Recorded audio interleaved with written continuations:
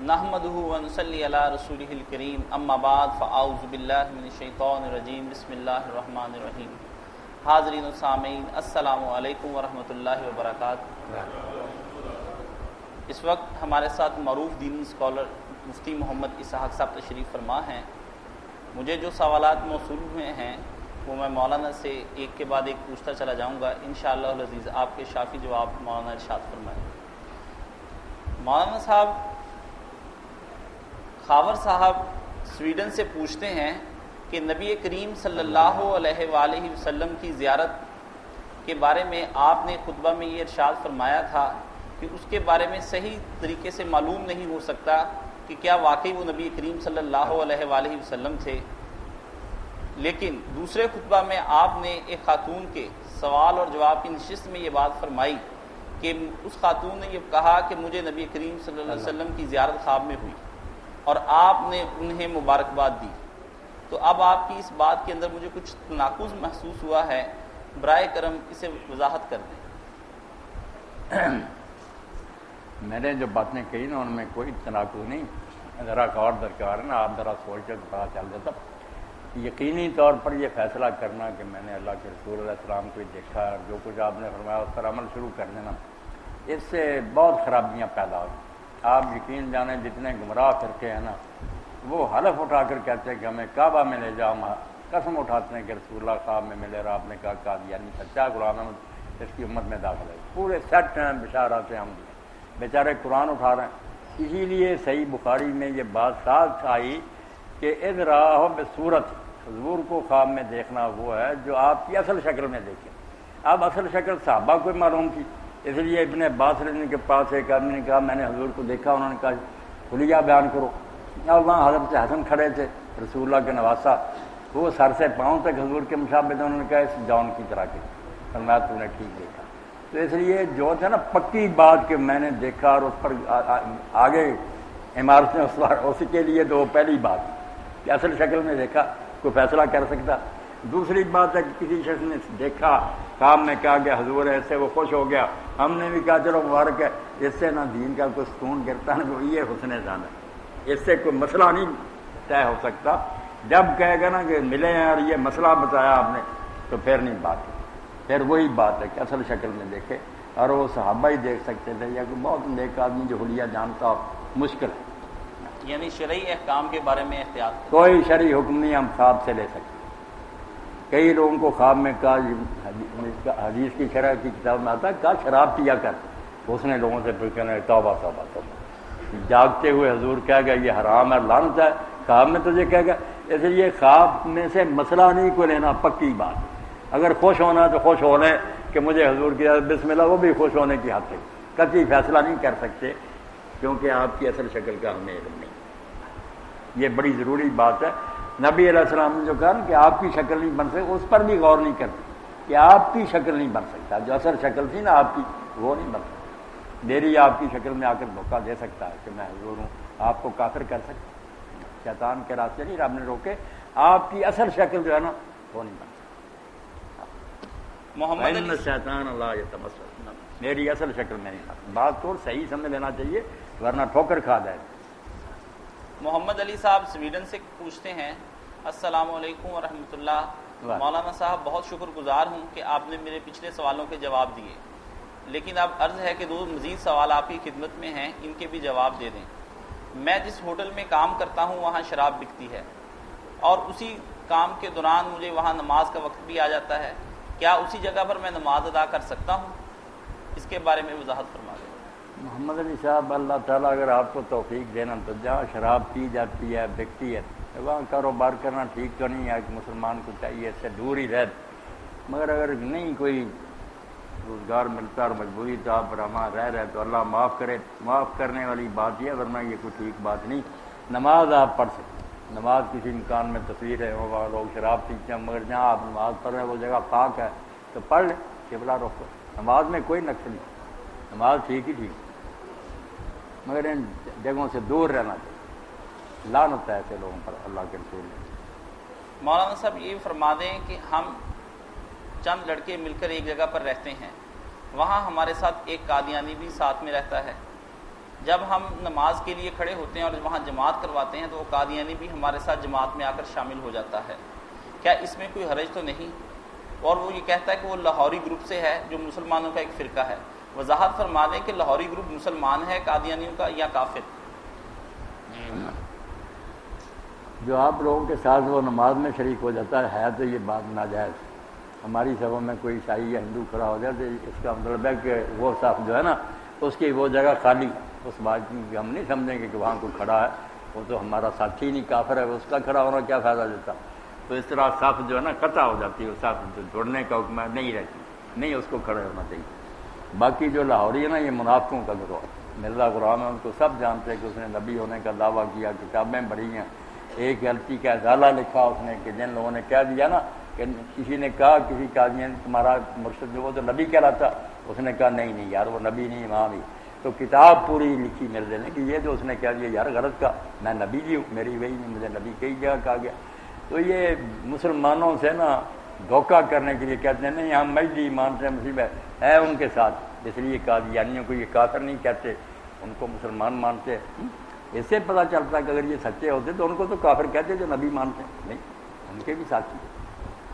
جی محمد مدثر انور، اور یہ عجیب بات ہے کہ یہ مولوی محمد علی لاہوری اس کے ساتھی جو لاہوری بعد میں بنے نا، مرزا بشیر الدین کے خلیفہ بننے سے پہلے جب نور الدین خلیفہ اس وقت تک انہوں نے عدالتوں میں باقاعدہ لکھ کر دیا کہ ہمارا عقیدہ یہی ہے کہ مرزا غلام احمد زمانے کے نبی ہیں، ہم نبی مانتے ہیں۔ بعد میں بشیر الدین سے ناراض ہو کر یہ نہیں خلیفہ ہونا چاہیے تھا، مجھے ہونا چاہیے تھا، اپنے رنج سے انہوں نے نیا مذہب نکالا۔ اس لیے کوئی لاہوری نرمی کے مستغنی بالکل بے ایمان کرو۔ محمد مدثر انور پاکستان سے پوچھتے ہیں مولانا صاحب میں دین کا مطالعہ کر رہا ہوں اور اس میں احادیث بھی پڑھتا ہوں اور ائمہ کرام کی فقہ بھی، اس دوران مجھے یہ سمجھ میں نہیں آتا کہ صحیح حدیث اور ضعیف حدیث کے درمیان ایک آدمی کیسے فرق کرے، جبکہ ائمہ کے اندر بھی میں نے بہت سا اختلاف دیکھا ہے، ایسی صورتحال میں دین کا مطالعہ کیسے کیا جائے؟ دین کا مطالعہ جو آپ کر رہے ہیں مبارک ہو، بہت اچھی بات ہے، مگر جیسے آپ جانتے ہیں نا کہ ہر فن کے ماہرین ہوتے ہیں، ہر شخص اٹھے اور طب میں دخل دینا شروع کر دے، میڈیسن میں، یہ بات نہیں، وہ MBBS لوگوں کا کام ہے۔ اسی طرح ہر بچہ اٹھے اور کتاب کو اٹھائی ترنے والے فیصلے دینے لگے کہ یہ امام ٹھیک ہے، یہ حدیث ٹھیک ہے، اس سے برباد ہو جائے گا۔ کسی عالم سے رابطہ رکھے جس کو وہ سمجھے کہ یہ متقی آدمی ہے، دین فروش نہیں ہے، لوگ اس پر اعتماد، اس سے پوچھے، اس کی آگے ذمہ داری کو اللہ سے ڈر کے نا صحیح بات معلوم کر کے اس کو بتائے۔ لوگ نہیں فیصلہ کر سکتے، بڑے بڑے عالموں کے اتنے حیران ہیں، روایتوں کے بارے میں جھگڑے ہی، کوئی کہتا ہے یہ روایت صحیح ہے، کوئی کہتا ہے ضعیف ہے، عالم حل کر سکتے ہیں، عام لوگوں کا کام نہیں۔ اس تقلید اور جو ہے نا کا مسئلہ، اس میں مولانا مودودی رحمۃ اللہ نے جو بات کی وہ انصاف کی بات ہے کہ عوام کے لیے تقلید لازم ہے۔ ان پڑھ لوگ آپ تحقیق کرنے لگے ڈوب بھی جائیں گے نا، پھر وہ کسی پر اعتماد کرے، عالم پر، عالم پر تحقیق پر، عالم نہ کسی کے حوالے سے کہہ کہ وہ خلیفہ نے کہا، مالک نے، اللہ ان سب پر رحمت کرے، مگر وہ آپ چھان بین کر کے بتائے۔ اگر عالم ہے اور اگر وہ بھی تھوڑا پڑھا لکھا تو عالم نہ بنے، وہ کہے یار کسی بڑے عالم سے پوچھو جو حدیثوں کو جانتا۔ عالم کے لیے تحقیق فرض ہے، تقلید اس کے لیے جرم ہے، شرک کے قریب، اور عوام کے لیے لازم ہے کہ جو اس علم کو جاننے والے ان سے پوچھے، ان کی بات پر اعتماد کرے۔ جی جی فہد احمد خان سعودی عرب سے پوچھتے ہیں میں نے ایک عالم دین سے یہ بات سنی کہ وہ فرما رہے تھے کہ پہلے قرآن کریم صرف مردوں کے متعلق ہی آیات اترا کرتی تھی، بعد میں ایک عورت نے جا کر نبی کریم صلی اللہ علیہ وسلم سے اس کے بارے میں اعتراض کیا اور کہا کہ عورتوں کے متعلق کوئی احکام ہی نہیں اترتے۔ اس واقعے کے بعد خواتین کے متعلق بھی آیات اترنا شروع ہو گئیں۔ مجھے یہ بتایا جائے کیا یہ بات ٹھیک ہے؟ اس طرح تو بہت سے لوگ یہ بھی اعتراض کر سکتے ہیں کہ نبی کریم صلی اللہ علیہ وسلم نے قرآن کریم بعد میں لکھنا شروع کیا ہے خواتین کے لیے۔ نہیں، شروع سے احکام اسی طرح اترتے ہیں جو حکم ہوتا ہے نا، جب کہا جائے کہ آپ سب لوگوں کے لیے حکم ہے، اس میں عورتیں بھی شامل ہوتی ہیں، الگ کہنے کی کوئی ضرورت نہیں ہوتی کہ مسلمانوں پر یہ بات فرض کی گئی، اس میں مرد بھی آ گئے، عورتیں بھی آ گئی، عورتوں کے لیے کوئی الگ نہیں بات ہے۔ کسی جگہ اگر ان کی حوصلہ افزائی کے لیے آ گیا کہ مسلمان مرد اور مسلمان عورتیں، مومن مرد ساتھ ہی ہیں، ساتھ عورتیں، تو یہ بڑی پیاری بات ہے کہ عورتیں کچھ کم قدر نہیں رکھتی، بلکہ نیکی کرنے میں ایک عورت ہو سکتا ہے مردوں سے ہی بڑھ جائے، اگر وہ نیک اعمال کرے نا تو یہ گلا نہ ساری عمر کرتی رہے کہ میں لڑکی کیوں بن گئی. ہو سکتا ہے وہ قیامت کے دن مریم صدیقہ ہو، عائشہ صدیقہ ہو، فاطمہ ہو، خدیجہ ہو، ایسا درجہ پا جائے کہ مرد دیکھتے ہی رہ جائیں. تو کوشش یہ کرے کہ اللہ کا فضل تلاش کرے، نیکی میں آگے بڑھنے کی کوشش کرے، اور مرد ہونا کوئی نہ کمال ہے نہ اس میں کوئی عیب ہے.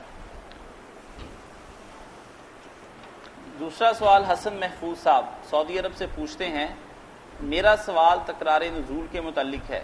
جب ہم یہ کہتے ہیں کہ حضور پاک ہر سال جبریل علیہ السلام کے ساتھ قرآن دہراتے تھے، تو اس کا کیا مطلب یہ ہے کہ سارا قرآن پہلے ہی نازل ہو گیا تھا اور پھر بعد میں اسے دہراتے؟ لیکن کون سا حصہ کس وقت سنانا ہے یہ اللہ تعالیٰ نے وحی کے ذریعے بتایا.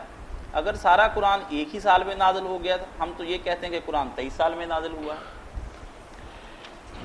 یہ جو کہتے ہیں نا کہ سارا قرآن بیک وقت حضور پر نازل ہو گیا تھا، مگر اجازت نہیں تھی سارا بیان کرنے کی، آہستہ آہستہ اجازت ملتی تھی کہ اب یہ بیان کر دو. یہ باتیں ساری بناوٹی ہیں.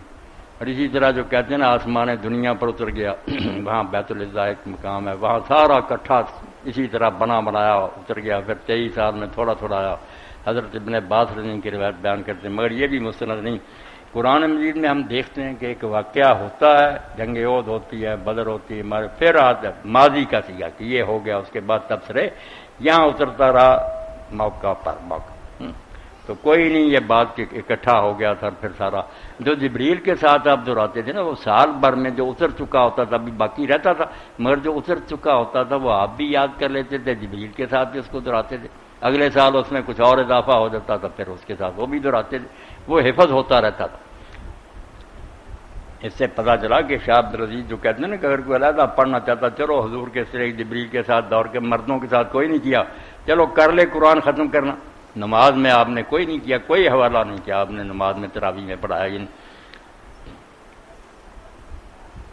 مولانا صاحب محمد علی صاحب سویڈن سے یہ پوچھتے ہیں، میرا سوال یہ ہے کہ میں زکوٰۃ دینا چاہتا ہوں اور میرے ایک ماموں بہت بوڑھے ہو چکے ہیں، کرائے کے مکان میں رہتے ہیں، ان کے 3 بچے بھی ہیں، ذرائع آمدنی ان کا کوئی نہیں، تو کیا میں اپنے ماموں جان کو زکوٰۃ دے سکتا ہوں؟ یہ بہت اچھا سوال کیا. پہلے بھی لوگ پوچھتے رہے، تھوڑی دیر پہلے. اس بارے میں ذہن صاف کر لیں کہ جو رشتہ دار ہیں نا، غریب بہن ہے، بھائی ہے، چچا پھوپھی وغیرہ، ان کو زکوٰۃ دینے سے دوہرا ثواب ملتا ہے. ایک صلہ رحمی کا ملتا کہ رشتہ داروں کا خیال کیا، ایک زکوٰۃ کا ملتا. اس لیے پہلے اس حلقے کو دیکھنا چاہیے کہ میرے اپنے جو ہیں ان کا کیا حال ہے. یہ عجیب بات ہوگی کہ اپنے گھر کے بھوکے مر رہے اور آپ زکوٰۃ تقسیم کرتے پھرتے ہیں. تو یہ بالکل ٹھیک ہے، وہ دیں ان کو زکوٰۃ. اور اس میں بھی زیادہ یہ نہیں دیکھنا چاہیے وہ کام نہیں کرتا، یا کوئی کام بھی کئی بچے کرتے ہیں یا آدمی کرتے ہیں، مگر نہیں پورا گزارا ہوتا، مہنگائی کا زمانہ، وہ بھی لے سکتے ہیں. لوگوں کو انہیں دینا چاہیے، یہ نہیں کہ بھوکا مرتا ہی کوئی سڑک پر آئے تو دینا نہیں.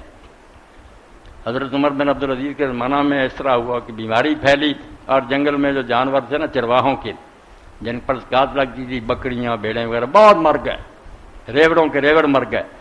تو آپ نے اپنے گورنروں کو لکھا کہ جو باقی ہے نا ان کے پاس، اگر وہ اس حد تک ہیں جن پر زکوٰۃ لو، اور پھر پلے سے ان کو دو، جو باقی ان کی لے لو اور پلے سے دو، تاکہ یہ نہ چھوڑ نہ جائیں دل اور کاروبار بند نہ کر دیں. اس لیے اگر کوئی کارخانہ دار یا دوسرا اس طرح ڈوب گیا نا تو دیکھتا نا کارخانہ ہے، یہ اس کو پاؤں پر کھڑا کرے، اس سے ہزاروں آدمی روٹی کما رہا. بھوکے مرنے والوں کے لیے صرف یہ نہیں. اس لیے فقراء اور مساکین کا ذکر آیا ضرور پہلے کہ غریبوں اور مسکینوں کو. آگے کیا والغارمین، کہ جو قرضے کے بوجھ چلے دب گئے نا، کسی طرح گردش ہوئی، بیچارے قرضے کے نیچے آ گئے، ان کا خصوصی ذکر کیا کہ مقروضوں کی جان چھڑاؤ. مولانا صاحب محمد سرفراز صاحب یہ پوچھتے ہیں، نعت اور منقبت پڑھنا. ایک بات رہ گئی، وہ کہہ دوں، یہ جو ہمارے فقہ والے لوگ ہیں نا، یہ تو مانتے ہیں کہ جو ادھر ادھر کی شاخیں نا، بھائی بہنیں ہیں، چچے بھتیجے، ان کو دے سکتا ہے، مگر جو انسان کا اصول ہے نا، جڑیں جن کی یہ اولاد ہے، دادا دادی نانا نانی اوپر کو آدم تک، ان کو نہیں دے سکتا.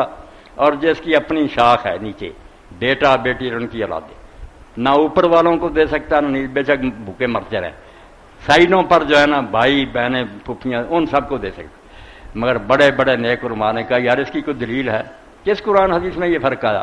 اس لیے آپ کے اگر والد جو ہیں، دادا، وہ غریب ہو گئے ہیں یا قرضے کے نیچے ہے، تو صرف یہ اس کو سزا دینی کہ وہ باپ کیوں تھا. اگر آپ سے جدا دیں، بچہ بھی جدا بیچارہ بیٹا کسی ایسی مصیبت میں پھنس گیا کہ تباہ ہو گیا تو بیٹھ باپ اس کو زکوٰۃ دے. یہ جو اصول فروغ کا فرق کیا نا یہ بھی جعلی ہے. کوئی نہیں, مسکین اور فقیر ہونا چاہیے, مقروض ہونا چاہیے, دینا چاہیے ایسے لوگوں کو. سرفراز صاحب کا سوال اور ہے یہاں ایک بات کئی لوگ نا یہ زکوٰۃ کے بارے میں انہوں نے یہ بھی بنا دیا کہ کب یہ مسجدوں کو نہیں دے سکتے. یہ بھی بنوٹی بات ہے. کس آیت حدیث میں آیا کہ مسجد کو ضرورت آپ دے نہیں سکتے؟ ہاں, وہ اللہ کا گھر بن رہا, لاکھوں 2 لاکھ لا کر دو, آپ کی زکوٰۃ بھی ادا ہو جائے. بنا المساجد امام راضی لکھ لیں, اللہ نے جب فی سبیل اللہ کا 8 مدیں بیان کیا, اس میں ایک کا فی سبیل اللہ کہ اللہ کی راہ کے جتنے کام ہیں جو کسی کا اپنا پرائیویٹ معاملہ نہیں, صرف رب کے کام ہے. اس میں سرائے بنانا مسافروں کے لیے, مسجدیں بنانا, راستے انہیں پل تعمیر کرنا, سڑکیں خراب انہیں درست کرو. دیکھو کتنا بڑا فنڈ ہے یہ کہ دو, تاکہ یہ سارے مسافر, جب مسافروں کا ذکر ہے تو مسافر یہ ہے کہ اس کی جیب کٹ گئی ہو نہیں, مسافر اپنے گھر میں ٹھیک ٹھاک ہے, مگر جو اس کے لیے راستے چاہیے, رہنے کے لیے سرا چاہیے. مسلمان ملکوں میں سرائیں بنی ہوتی تھی, کوئی ہوٹلوں میں نہیں جاتا تھا, لوگ جا کر وہاں رہتے تھے. امیر آدمی زکوٰۃ دیتے رہے, اس فنڈ سے وہاں ملازم ہیں, باورچی ہیں, لوگوں کو کھلا رہے ہیں. اس لیے ابن بطوطہ جیسے کہاں سے چلتے ہیں, چین تک چلے جاتے ہیں, انہیں ذرا فرق نہیں محسوس ہوتا, اپنے گھر میں پھر رہے ہیں. زکوٰۃ کو اپنا کھانے پینے کے لیے کہ مسجد کو نہیں لگتی, مدرسے کو لگتی. مولوی مدرسوں کے لیے لیتے ہیں اور پھر کہتے ہیں نہیں ویسے لے لیں تو ٹھیک نہیں, طالب علم کا ہاتھ لگائیں, طالب علم کو بلاتے ہیں, اس کو دو, یہ مسکین ہے, وہ لیتا ہے, پھر اسی وقت سے کہتے ہیں واپس دے دو. لے جانے نہیں دیتے طالب علم کو, اگر اس کو دے دیا مالک ہے تو جاتا تو جانے دو, پھر اس کو پھر جمع کرا دیتے. اس کو ہیلا کہتے ہیں کہ ہم نے ایک ہیلا نکالا. ایسی مکاریوں کیا ضرورت ہے, آپ مدرسے میں دیں, طالب علم پڑھے نہیں. بلکہ یقین جانے ہم علماء کو جو بھوکا مارا ہے ان لوگوں نے, دین اسی لیے غریب ہو گیا کہ کون اتنی کتابیں لے, ایک ایک کتاب کی 110 جلد ہے, آپ زکوٰۃ نہیں دیں کہاں سے لے گے. امام نواب صدیق الحسن رحمۃ اللہ علیہ فرماتے ہیں سب سے بڑے جو دین کے حقدار ہیں نا علماء, بے شک کروڑوں پتی ہیں, وہ علماء ہیں جن کو کتابیں لے کر دو, زکوٰۃ سے لے کر دو تاکہ دین کو وہ پھیلائیں.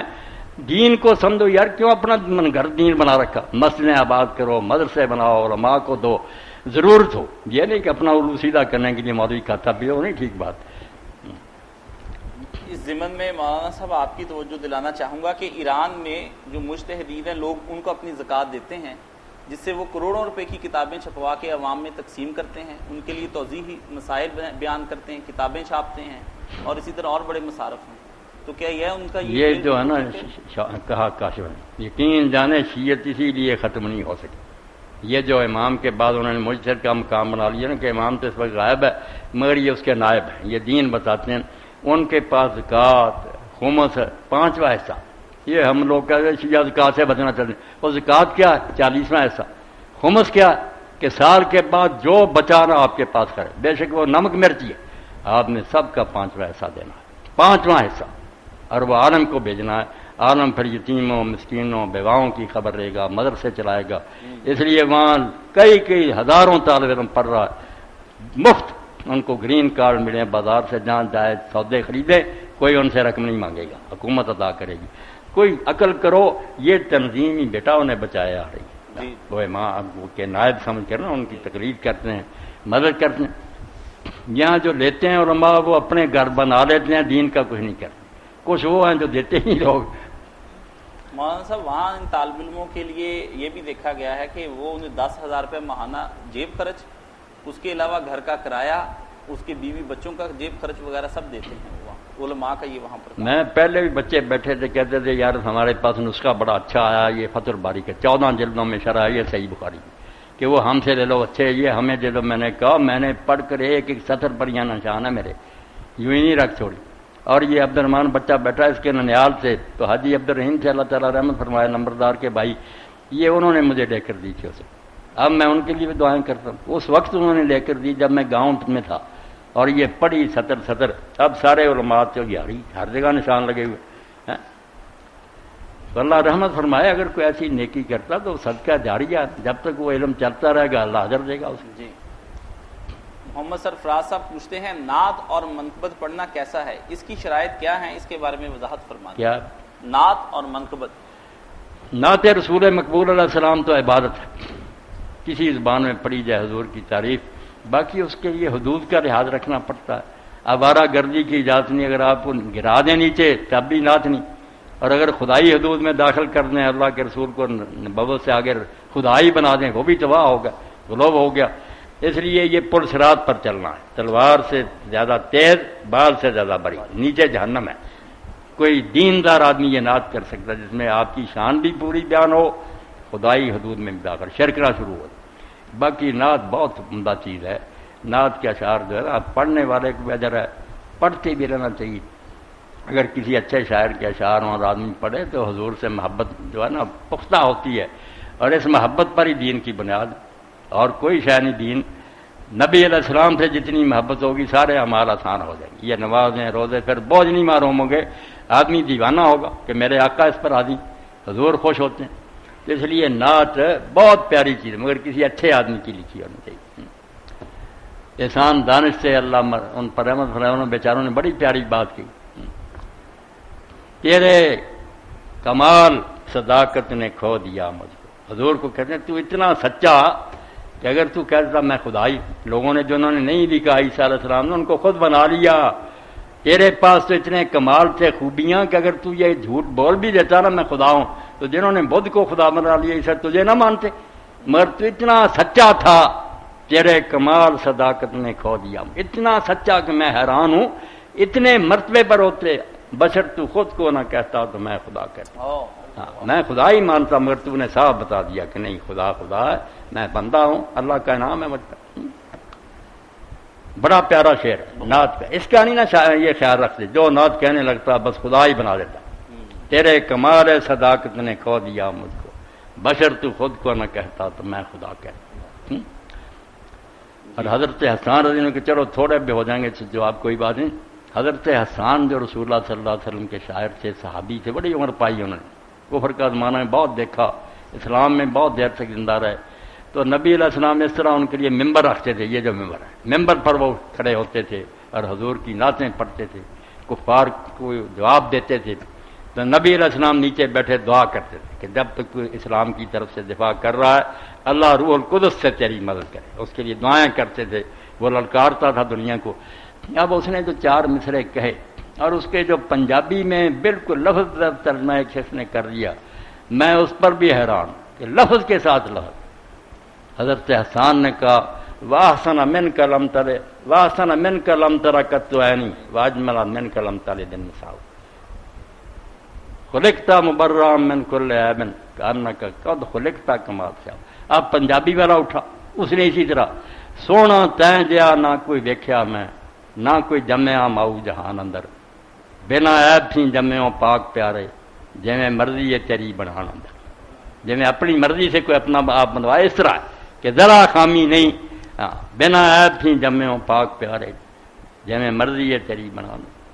تو بیٹا جامی کی نعتیں ہیں، علامہ اقبال کے اشعار ہیں، اور لوگوں نے کہا نعت تو پڑھنی چاہیے۔ یہ بدقسمت لوگ جو کہہ دیتے ہیں کہ نعت نہیں چاہیے، آپ جب شعر پڑھتے ہیں علامہ اقبال کے اپنے ہی ہیں، کبھی صحیح نہیں پڑھتے، ان کا وزن ہی درست نہیں ہوتا، شعر کسی طرح کا ہوگا، غلط پہ ذوق ہی نہیں ان کا، خشک لوگ ہیں۔ ایسا نہیں ہونا چاہیے، محبت ہونی چاہیے۔ اللہ اکبر۔ منصور صاحب یونائٹڈ عرب ایمریٹ سے پوچھتے ہیں السلام علیکم ورحمۃ اللہ وبرکاتہ۔ وعلیکم السلام۔ اور بہت سی دعائیں انہوں نے آپ کی صحت و سلامتی کے لیے کی ہیں، اللہ اجر دے، جزائے خیر۔ وہ کہتے ہیں کہ آپ کی وجہ سے یہاں بہت سے لوگوں کے اندر صحیح دینی رجحان بڑھتا جا رہا ہے، اور جس سے زیادہ علم کی جستجو بھی بڑھ رہی ہے، اور ہم بھی ان میں سے ایک ہیں۔ اور میں اور میرا دوست عموماً آپ کے پروگرام دیکھتے ہیں۔ میرے ایک دوست نے یہ سوال اٹھایا ہے کہ مرد اور عورت دونوں کا جنازہ پڑھنے کا کیا طریقہ کار ہے، اور اس کے ساتھ یہ بھی فرما دیں کہ کیا مرد اور عورت کا جنازہ اگر الگ الگ طریقے سے پڑھے گا امام تو پھر ہجڑے کا جنازہ کس طریقے سے ادا کیا جائے گا؟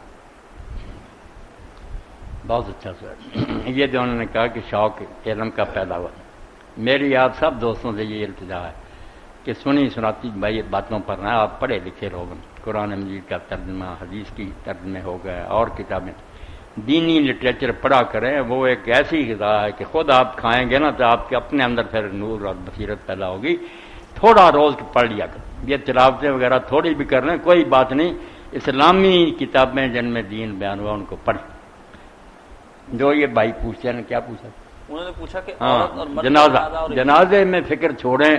ہمارے بھی کئی جو ہے نا علماء بیچارے پریشان ہوتے ہیں کہ مرد کا جنازہ لہو اللہ مغفر لہو، اور اگر عورت آ جائے پھر مؤنث کی ضمیر بدلتے ہیں اللہ مغفر لہا، ایسا کرتے ہیں. یہ بالکل تکلف ہے، کوئی اس کی ضرورت نہیں. ہجڑا ہو، عورت ہو، مرد ہو، سب کے لیے وہی مذکر والے سیگے ٹھیک ہیں. وہاں عورت مرد ذہن میں نہیں ہوتی، میت ہوتی ہے کہ جو مرا پڑا نا اس کو اللہ بخش. وہ آگے عورت آئی مرد کچھ نہیں، لہو جی میت، کہ اس میت کو بخش. میت مرد بھی ہو سکتی ہے، عورت بھی ہو سکتی، یہ کوئی نہیں ہے. اسی لیے علامہ شوکانی اس کے سخت خلاف تھے کہ کیوں ضمیریں بدلتے پھرتے ہو. تم حضور نے جیسے پڑھا پڑھو، عورت ہوگی پھر بھی میت، کہ اس میت کو بخش. میت مذکر بھی ہے مؤنث بھی ہے، سب کے لیے آتا ہے. ہاں کہ مرد ہے اس کو بخش، چھوڑے اس کو کہ ہجڑا ہے یہ کون. اس میں مولانا یہ بھی ہے کہ مرد کا جب امام کھڑا ہوگا تو سینے کے برابر ہاں یہ صحیح سنت ہے. عام طور پر یہی ہے کہ کتابوں میں لکھ دیتے ہیں کہ سینے کے برابر ہی کھڑا ہو، یہ نہیں فرق. حضرت انس رضی اللہ تعالیٰ عنہ جو نبی علیہ السلام کے خادم تھے، 10 سال آپ کی خدمت میں رہے، وہ عورت کا جنازہ آیا تو اس کے نا سینے کے برابر کھڑے ہوئے، مرد کا تو اس کے سر کے برابر کھڑے ہوئے. اور بعد میں بتایا کہ سنت یہی ہے کہ مرد ہو تو اس کے سر کے سیدھ میں کھڑا ہو امام، عورت ہو تو اس کے سینہ کے مقابل. تو اگر ہجڑا ہو اس کے پھر کدھر کھڑا؟ ہجڑا جو ہے وہ بالکل یا تو اس میں نشانات ہوتے ہیں عورت کے یا مرد کے، کچھ نہ کوئی علامتیں ہوتی ہیں. جو خنسا مشکل ہوتا نا کہ نہیں پتہ چلتا نا مرد عورت، کوئی بات نہیں، جہاں جی چاہے کھڑا ہو جائے، وہ ایک ہی بات. کیونکہ انہوں نے بڑا لمبا سوال بھجوایا تھا، اس میں سے مختصر کر کے. چلو مقصد اللہ تعالیٰ نے خوش رکھے، بہت اچھی بات.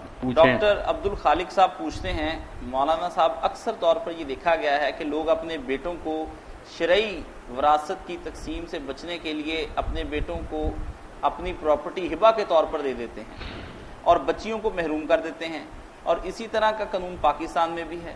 برائے مہربانی مجھے فرما دیں کہ یہ جو لوگ بچیوں کو وراثت سے محروم کرتے ہیں وہ گناہ گار ہوں گے؟ آپ بچہ گناہ کا پوچھ رہے ہیں، سورہ نساء دیکھیں، توبہ توبہ. یہ قانون جو نا وراثت کا، کچھ ایسے گناہ ہیں مسلمانوں کے جہاں یہ آیا کہ یہ ہمیشہ دوزخ میں رہیں گے.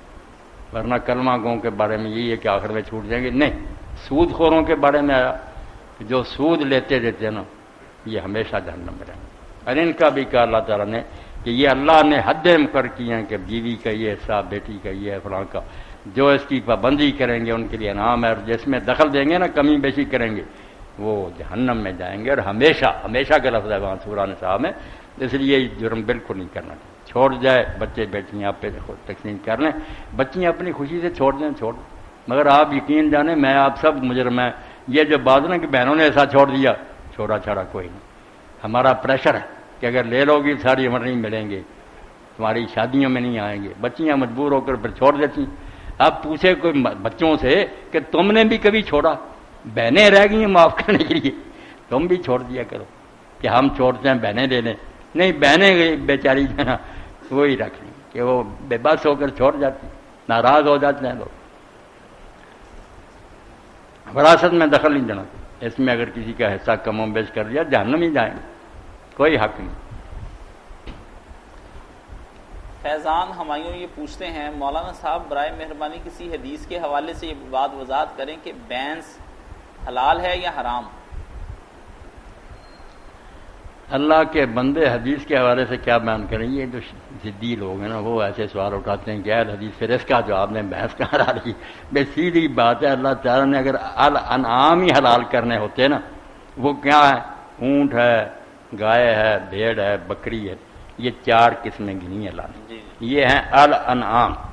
جب لفظ آ گیا نا بہیمۃ الانعام، یہ اضافت آ گئی کہ ان 4 پایوں کی قسم کے جتنے مویشی، یعنی جس طرح یہ گوشت نہیں کھاتے، چارے پر گزارے، اس طرح کے جتنے ہیں نا، بھینسیں ہوں، ہرن ہوں اور ہوں، وہ سب حلال. کلیہ بیان ہو. اب اس میں کیا چمچنا کرنی. اور ساتھ اللہ کے رسول نے ایک جو اصول سمجھا دیا کیسا پیارا، کہ جو حلال تھے وہ بھی اللہ نے بیان کر دیے، جو حرام تھے وہ بھی بیان کر دیے. جن کے بارے میں وہ خاموش رہا نا، بیان کچھ نہیں نہ حلال فہو عفو، وہ معاف ہے جیسے جی چاہے کو کرے. سارا کچھ تو سمجھا دیا، صرف شرارت کے طور نہ کہ یہ دکھائیں یہ دکھائیں، ایسی باتوں کا کوئی فائدہ نہیں. مسئلہ میں نے سمجھا دیا کہ بہیمۃ الانعام بہت بڑا دائرہ، 4 قسم کے جانوروں کے علاوہ بھی ایسے سارے جانور جو حملہ آور نہ ہوں، گوشت نہ کھاتے ہوں، چارے پر گزارا ان کا، وہ سب حلال ہے۔ کسی ملک میں ہو وہ وہاں کے لوگ دیکھ لیں کہ یہ درندہ تو نہیں، گھاس کھاتا ہے، جی گوشت نہیں کھاتا، سب حلال ہے آٹومیٹک۔ بہیمۃ الانعام۔ صحیح۔ مولانا صاحب عمران صاحب کہتے ہیں السلام علیکم، وعلیکم۔ میں ہوم لائٹنگ کا بزنس شروع کر رہا ہوں جس میں شادی بیاہ، میلاد کی محافل، مجالس، اچھی بری جگہیں، سب جگہ پر وہ لائٹنگ کا انتظام کرنا ہوگا، کیا اس کی کمائی میرے لیے جائز ہے یا نہیں ہے؟ اس کے بارے میں وضاحت فرما دیں۔ لائٹنگ کیا ہے جو کی جاتی ہے عموماً؟ بھئی آپ کیا پوچھ رہے ہیں؟ پتہ تو آپ کو بھی ہے کہ اگر کوئی آدمی کاروبار کرتا، کسی موقع پر چوروں ڈاکوؤں سے بھی تعاون کرتا، ان کی مدد کرتا، تو کیا حلال ہوگی اس کی؟ ہم جائز موقعوں پر لائٹنگ کریں، ٹھیک ہے، یہ ناجائز موقع جو ہیں، ناچ گانے اور ایسے وغیرہ، یہاں جائیں گے تو حرام ہی ہے۔ وہ یہ بھی پوچھتے ہیں کہ یہ چونکہ بدعت میں بہت سی بدعات ہیں، اس موقع پہ بھی مجھے لائٹنگ کرنی پڑتی ہے، تو آپ کیا کروں؟ نہ کریں، بالکل، اللہ رزق دے گا، بہت رزق دے گا، نہ کریں۔ کیوں غلط کام کے لیے تعاون کرنا؟ جی ویسے بھی مولانا یہ لائٹنگ جو ہے یہ اسراف میں آ جاتی ہے، بہت زیادہ لائٹنگ جس طرح ہم آج کل کرتے ہیں، وہ ایک طرف بجلی کی کمی اور دوسری طرف اتنی شمع روشن کر رکھی ہیں، کیا فائدہ نہیں؟ کہاں حضرت سیدنا عمر ابن عبدالعزیز سے اسلام نے ان کے اندر کیا روح پیدا کر دی؟ سرکاری کام ہو رہا، آپ فائلیں دیکھ رہے ہیں، کوئی آدمی آ گیا گھر کا، وہ اپنی بات کرنا چاہتا، اسی وقت نے دیا بجھا دیا، بات کی، جب وہ چلے گئے پھر لوگوں نے کہا آپ نے دیا بجھا دیا، فرمایا یار یہ سرکاری خزانے کا اس میں تیل ڈل رہا ہے، وہ باتیں میری پرائیویٹ تھیں، کیوں میں سرکاری خزانے کا خرچ ہونے دیتا؟ جب تقویٰ آ جاتا نا کہ آدمی ہر وقت سوچتا کہ میں نے اس کا حساب خدا کو دینا، وہ بندہ ہی اور بن جاتا، اس کو اتنا لوگوں سے پوچھنا بھی نہیں پڑتا، دل ہی بتاتا جاتا کیا بنے گا۔ اس لیے ایک شخص آیا، اس نے کہا اللہ کے رسول میں آیا پوچھنے کے لیے، فرمایا تو بتائے گا یا میں ہی بتا دوں کیا پوچھنے آیا؟ کہا آپ بتا دیں تو بہت بڑی بات ہے۔ آپ نے فرمایا تو اسم اور بر کے بارے میں پوچھنے آیا کہ نیکی کیا ہے اور گناہ کیا ہے، اس کا کلیہ۔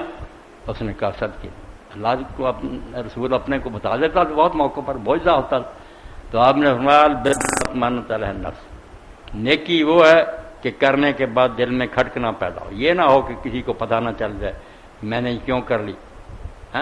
نیکی وہ ہے جس پر دل مطمئن، والاسم ماہا کافی سارے اللہ افتا کرنا، بے شک فتوے مفتی دے دینا جب تیرے دل میں ہے نا دھڑکن ہو رہی، بتا رہی کہ یہ کام غلط، یہ جائز نہیں ہے۔ اس لیے مفتی تو ہر ایک کے اندر بیٹھا ہوا، ہم سے تو لوگ بہانے پوچھتے ہیں کسی طرح کو جائز نکلا ہے، ورنہ ہر شخص کا دل بتاتا کہ یہ جب بھی آدمی سوچے نا کہ میرے اس کام کا کسی کو پتہ نہ چلے، چوری ہے، بالکل گناہ کا کام۔ مولانا صاحب یہ سوال پوچھا گیا کہ عرفات کے میدان میں اگر جماعت سے نماز پڑھیں گے تو وہ دونوں نمازیں ظہر اور عصر اکٹھی پڑھ سکتے ہیں، لیکن اگر ایک آدمی الگ سے وہ نماز پڑھ رہا ہے تو وہ نمازیں دونوں الگ الگ ہی پڑھے گا، اکٹھی نہیں پڑھ سکتا۔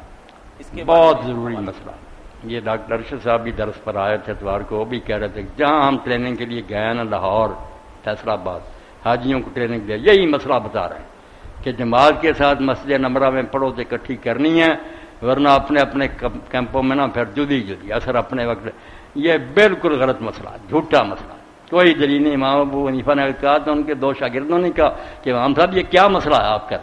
میدان عرفات میں جو ہے نہ مسافر ہونے کی وجہ سے جمع ہے، نہ وہ جماعت کی وجہ سے جمع ہے، وہاں عبادت ہی یہ ہے کہ لوگ دو اکٹھی نمازیں پڑھیں اور پھر شام تک دعا میں لگے رہیں۔ اب دیکھیں کہ ایک طرف یہ لوگ نا ہر وقت چیختے رہتے ہیں کہ صحابہ کو مانو رضی اللہ عنہ، اب صحابی کا عمل، اور وہی صحابی جس نے حضور کی یہ جمع کی ساری کیفیت سمجھائی کہ کس طرح عرفات میں جمع کی، کس طرح مزدلفہ میں۔ امام بخاری لکھتے ہیں یہ 99واں باب ہے، 89، باب الجمع بین الصلاتین بعرفہ، اور یہ فتح الباری کی جلد تیسری اور 513 صفحہ۔ وکان ابن عمر رضی اللہ تعالیٰ عنہ اذا فاتت الصلاۃ مع امام جمع بینہما، کہ جب حضرت عبداللہ بن عمر کو امام کے ساتھ نماز نہیں بھی ملتی تھی نا، جماعت نہیں ملی، وہ دونوں اکٹھی کر کے پڑھتے تھے۔ نیچے پھر ابن حجر رحمۃ اللہ نے بتا دیا کہ یہ کس کس جگہ آئی ہے، تو ابراہیم حربی نے کہا کہ امام ابن عمر کان اذا لم یدرک الامام یوم عرفہ، عرفے کے دن اگر امام کے ساتھ نہیں بھی جماعت ملتی تھی جمع بین الظہر والعصر تھی منزل اپنے گھر میں پڑھتے تھے. اور یہ کہتے ہیں میرے صاحب کہ ابو حنیفہ کی مخالفت خالف ابا حنیفہ فی ذلک صاحبہ والطحاوی کہ اس مسئلے میں امام صاحب کے دو شاگردوں نے بھی ان کی مخالفت کی. وہ کہتے ہیں صحابی کیا بتا رہا ہے یار، جمع جس نے سارا بتائی، اکیلا بھی پڑھتا تھا. اور تحاوی شافعی سے پہلے، مگر اپنے ماموں سے ذرا ناراض ہو گیا، مسئلے پر حنفی ہو گیا. اب حنفی مذہب کا کوئی وکیل نہیں دنیا میں اس سے بڑا جو امام تحاوی ہے. یہ ادھر بھی جانتا تھا، ادھر آیا اس نے پھر جو کتاب لکھی نا شرح مان الاثار، وہ اتنی زبردست کتاب ہے کہ حنفیوں کے پلے اس سے آگے کچھ نہیں. اگر آدمی منصف تھا، اس نے جو لکھا نا پہلے اثر کہ روایتیں کیا ہمارے پاس، پھر نظر کہ عقلی طور پر بھی یہ مذہب کیوں زیادہ صحیح ہے، حد کر دی اثر اور نظر. مگر جہاں دیکھا نا کہ یہ مسئلہ کمزور ہے، صاف کہہ دیا کہ کوئی نہیں، بات بالکل غلط. تو امام طحاوی نے لکھا ومن اکبر ذلت الامسنی ابن مرحاضہ کہ عبداللہ بن عمر جیسا صحابی جو پیشاب بھی وہاں کرتا تھا جہاں حضور بیٹھے تھے، وہ جب یہ کام کرتا تھا، اس سے بڑی کبھی دلیل تم کیا چاہتے. تو یہ دیکھو میرے پاس ہے شامی، اس میں یہ لکھتے ہیں کہ واقعی جو ہمارے متون ہیں نا قدوری وغیرہ، وہاں تو یہی لکھا ہے کہ جو اکیلا پڑھے وہ اکٹھی نہ کرے. مگر جو ہے نا صحیح بات وہ یہ ہے وَبِكَارَتِ الثَّلَاثَةُ وَهُوَ الْأَزْهَرُ شَرْنَ بْلَالِيَانِ الْبُرْهَانِ کہ تینوں امام بھی یہ کہتے ہیں، اور ہمارے حنفی عالموں نے یہ کہا شرن بلالیہ البرہان سے نقل کرتا ہے کہ کبھی بات جو ہے نا وہ یہی ہے کہ اکیلا بھی پڑھے اکٹھی کر کے پڑھے. تو یہ شامی پھر لکھتا ہے لعلہ من جہت الدلیل، یہ یاد دلیل کی وجہ سے انہیں کہنا پڑا کہ دلیل ان کے پاس ہے. جو امام صاحب کہتے ہیں نا کہ وہ نہیں اکٹھی نہ پڑھے، ان کے پاس نہیں، اندازے ہی ہیں. دلیل ان کے لعلہ من جہت الدلیل، جو کہا کہ یہ قول اظہر ہے. اور آگے پھر لکھا وسا فی البدائے وغیرہ نقل تجل علامہ قاسم علی جابی وقال وتمدہ برہان الشریعہ والنصی. اتنے چوٹی کے حنفی عالموں کا ذکر کیا کہ وہ سب کہتے ہیں صحیح بات یار اسی پر اعتماد کرنا. اس لیے جو حج کو جائے کسی رفت میں نہ پڑھے کہ اثر الگ پڑھوں اور زور الگ پڑھوں. جب زور کا وقت ہو مسجد جائے یا اپنے خیمے میں اکٹھی، 2 فرض زور 2 فرض اثر، اور شام تک دعاؤں میں پھر لگا رہے. کوئی نہیں نماز الگ الگ پڑھنے کا حکم نہ کوئی طریقہ. تو صحیح قول جو ہے وہ یہی ہے. ٹریننگ دینے چاہیے، میرے جیسے لوگوں کو بلایا کریں تاکہ ان ٹریننگ دینے والوں کو بھی سمجھائے نا کہ تمہیں پتہ بھی ہے کہ تمہارے اپنے علماء نے ہار مان لی کہ ہمارا مذہب کمزور ہے. دلیل اسی کی ہے کہ اکیلے کو بلا الگ پڑھنی، اکٹھی پڑھنی چاہیے. مولانا صاحب آپ فرماتے ہیں کہ ایک خاتون بغیر محرم کے عمرے یا حج پر نہیں جا سکتی.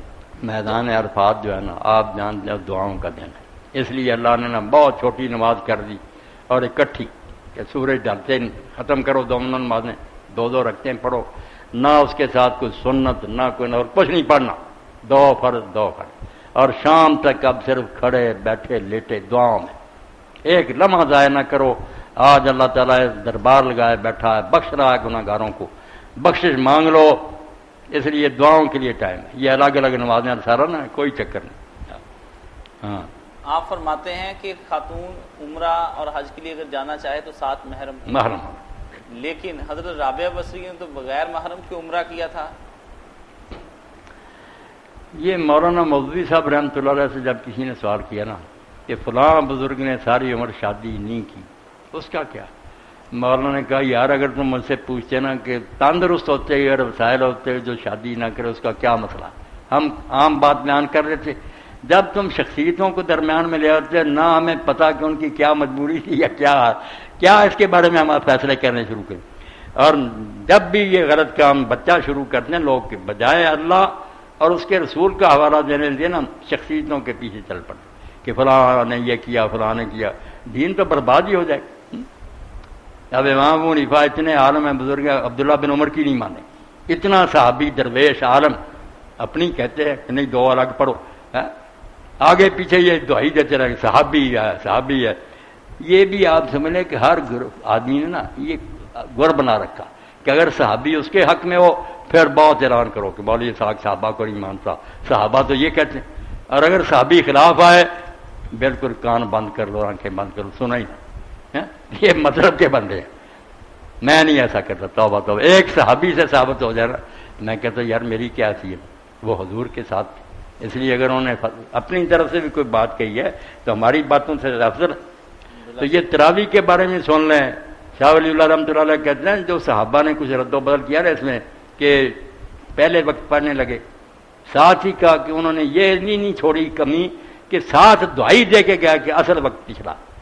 جب حضرت عمر کے زمانے میں شروع ہوگی تو انہوں نے کہا نہیں کہ جب سو رہے تھے وقت وہ ہے۔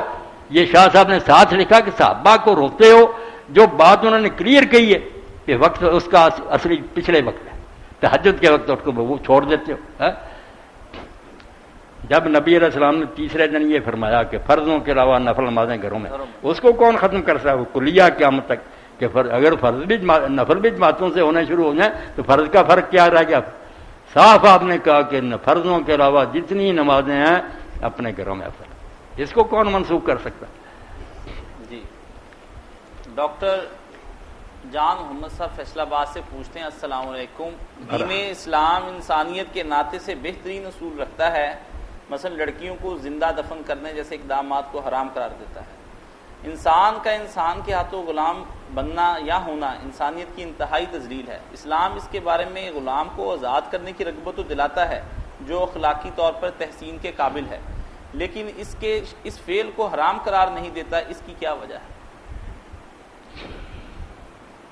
اسلام میں جو ہے نا غلامی، اس کو آپ سمجھیں، کفر کے زمانے میں غلام کئی طرح کے تھے۔ میں نے کسی کا بچہ اٹھایا جا کر بیچ دیا، بیچارہ غلام نہیں تھا، میں نے غلام، یہ حرام ہے۔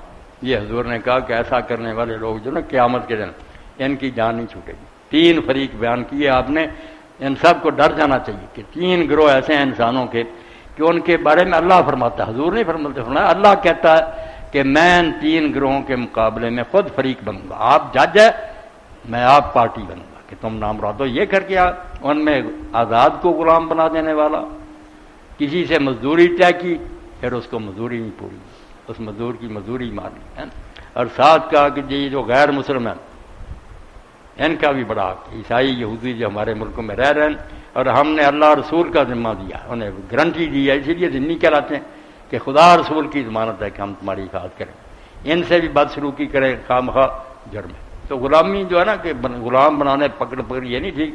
اب اسلام میں صرف ایک رہ گیا، اور وہ غلام نہ کہ انہیں قیدی کہہ لیں، وار پریزنر کہہ، وہ سزا انہیں ملنی چاہیے کہ جنگ ہم پر مسلط کی، مسلمان حکومت کو مصیبت میں ڈالا، اب وہ قیدی ہو گئے، قیدیوں کے علاوہ اب کوئی نہیں، غلام نہ کہا کرے، قیدی کہ ما ملکت ایمانکم، جن کو مسلمانوں نے طاقت سے پکڑا۔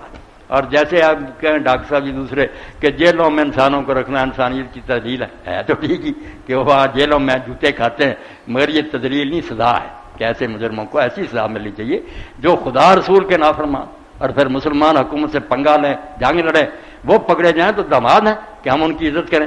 اب ان سے یہی ہو سکتا تھا یا جیلوں میں بند رہیں، سڑتے رہیں، غوری اسلام نے پسند کیا کہ اس کی بجائے فوجیوں میں تقسیم کرو، جس فوجی کے حصے میں آئے وہ اس کی بیوی ہے، اس سے تعلق قائم کرے۔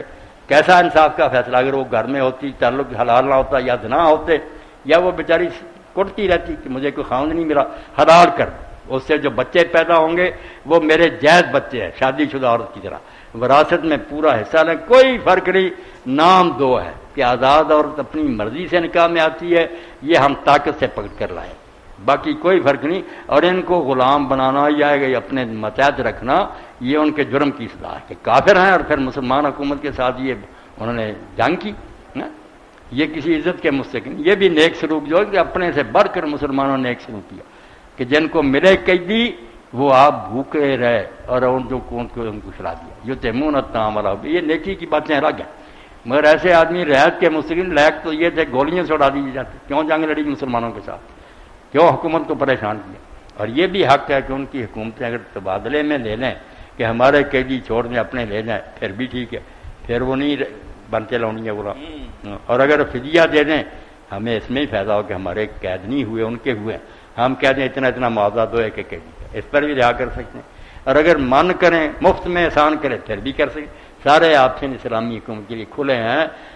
یہ کچھ بھی نہ ہو سکے، نہ ان کی حکومت واپس لے، نہ کوئی فدیہ دے، نہ مفت آسان رہا کرنا ہی فائدہ مند ہو، مفت رہا کر کے ہم پھر مصیبت مول لے لیں کہ جائیں ان کو پھر طاقتور کریں، تو اس کا حالانکہ مسلمان معاشرے میں پھیلا دیے جائیں، وہ ان کے بھائی بہنیں بن کر رہیں، اچھے سے اچھا سلوک ان کے ساتھ ہو، بیوی بچے جنیں بات. یہ لونیاں غلام وہ کافروں والے نہیں جی. اس زمانے میں بالکل جانوروں سے بدتر سلوک تھا. ایک بہن نے سوال پوچھا ہے. یہاں تو ڈاکٹر صاحب پڑھے لکھے جانتے ہیں، ممالک مصر میں اور ہمارے یہاں خاندان غلام حکمران بنے اور مسلمانوں نے کوئی ان میں حد تک نہیں کرا. اور میں کہتا ہوں ایک وقت ایسا آیا، اموی خلیفہ تھا، غالباً شامی تھا، اس نے پوچھا کہ فلاں شہر میں کون عالم ہے، بتایا. اس نے کہا عرب ہے یا موالی میں سے؟ غلام جو آزاد، انہوں نے کہا موالی میں سے، فلاں شہر موالی. جب وہ کہتا گیا نا تو ایک مدینے کی باری آئی تو اس نے کہا سعید ابن مسیب. وہ کون نے کہا قریشی عرب. اس نے کہا یہ بات کہہ کر یار تم نے مجھے بچا لیا، ورنہ قریب تھا کہ میں ہلاک ہو جاتا. کہ عرب پیچھے رہ گئے، غلام ہی آگے. غلام امام ہوئے ہمارے سارے بھائی، انہوں نے دین پڑھ لیا، غلامی الگ ہے دبا کہ وہ غیر قوم سے آئے تھے، مگر دین پڑھ کرنا وہ امت کے سربراہ بنے. امت نے خلیفوں نے ان کے قدموں میں بیٹھ کر دین سیکھا. امامت حرم شریف کی وہ کراتے تھے. اب عطا بن ابی رباح کا جب پڑھتے ہیں آنکھوں سے بہنگے، ٹانگ کمزور، ہر عیب تھا ان کے، اور کالے اتنے تھے کہ لوگ کہتے تھے دوسرے لوگ بیٹھے کہ جیسے سفید کھیت میں کپاس میں کوا کالا ہوتا نا اس طرح آتا ہے. مگر حال یہ تھا کہ جب وہ حرم شریف میں درس دیتے تھے مکہ، بڑے بڑے قریشی اور تابعین جو تھے نا سر جھکائے بیٹھے ہوئے، اور کوئی شخص بیٹا فتویٰ نہیں دے سکتا تھا. عطا بن ابی رباح کا فتویٰ چلتا تھا احترام کا. اسلام میں یار وہ غلامی وغیرہ کیا، کافروں نے ہمارے دماغوں کو چھڑا ہوا. غلام لفظ ایک ہی ہے، زمین و آسمان کا واقع. یہاں وہ ہمارے بھائی ہیں، سرتاج ہیں، امام ہیں، حکمران ہیں. مولانا صاحب ایک خاتون کا سوال ہے، میں اپنی بلوغت کے آغاز میں 3 سالوں تک گھر والوں کے ساتھ روزہ تو رکھ لیتی تھی، لیکن دن میں چھپ کر کھاتی پیتی رہتی تھی کیونکہ میں روزہ برداشت نہیں کر سکتی تھی. 2 اس میں مسئلے ہیں، کیا والدین جو بچوں کو زبردستی روزے رکھواتے ہیں یہ جائز ہے، اور کیا ان 3 سالوں کی میں قضا دوں گی یا فدیہ دوں گی؟ بچی جو چھپ کر کھا لیتی کہتی برداشت نہیں ہوتا، اللہ بیٹا معاف کرے.